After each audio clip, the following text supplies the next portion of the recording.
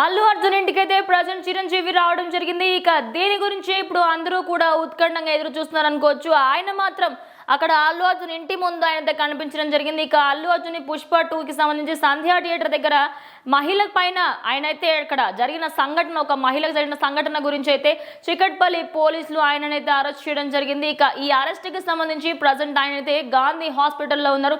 ఇక ఆయన పైన మొత్తం 3 కేసులు నమోదవడం జరిగింది.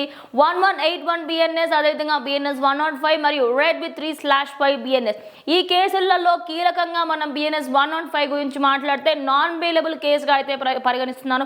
ఇక ఈ కేసు మాత్రం ఖచ్చితంగా ఆయనకి బెయిల్ వచ్చే అవకాశాలు కూడా కనిపించట్లేవు. మరి అటు అల్లు అరవింద్ని, అదేవిధంగా స్నేహారెడ్డిని మరియు వాళ్ళ అమ్మగారిని కూడా ఆయన పరామర్శించేందుకు ఏమీ కాదు అని వాళ్ళకి ధైర్యం చెప్పేందుకే చిరంజీవి వెళ్తున్నారని కూడా వార్తలు వినిపిస్తాయి.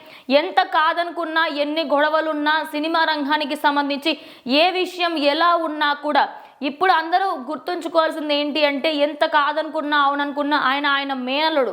ఖచ్చితంగా మేనల్లుడు కోసం నేను వస్తాను అంటూ ఆయన ముందుకొచ్చి అటు ఫ్యామిలీకి సపోర్ట్గా నిలిచి మెగా అల్లు అనేది ఏమీ తేడా లేదు అంటూ ఆయనైతే బయటకు వచ్చి అందరికీ కూడా క్లియర్గా ఆయనైతే చెప్పడం జరిగింది. ఇక ఇది ఇప్పుడు హాట్ టాపిక్గా మారింది అనుకోవచ్చు. ఇన్ని రోజుల పాటు మెగా వర్సెస్ అల్లు అని చాలా రోజులుగా నడుస్తుంది. ఇక మొన్న పుష్ప 2కి సంబంధించి సక్సెస్ గురించి కూడా డైరెక్టర్ని మరియు నిర్మాతలనే పిలిచారు. అల్లు అర్జున్ ఎందుకు పిలవలేదు అంటూ చాలా మంది అడగ్గా, అవసరం వచ్చినప్పుడు నేను ఉంటాను అల్లు అర్జున్కి అని ఇప్పుడు ఇలాంటి క్లిష్టమైన పరిస్థితులలో అల్లు అర్జున్ ఇంటికి వచ్చి వాళ్ళ ఇంట్లో వాళ్ళందరికీ కూడా ధైర్యాన్ని ఇస్తున్నారు చిరంజీవి.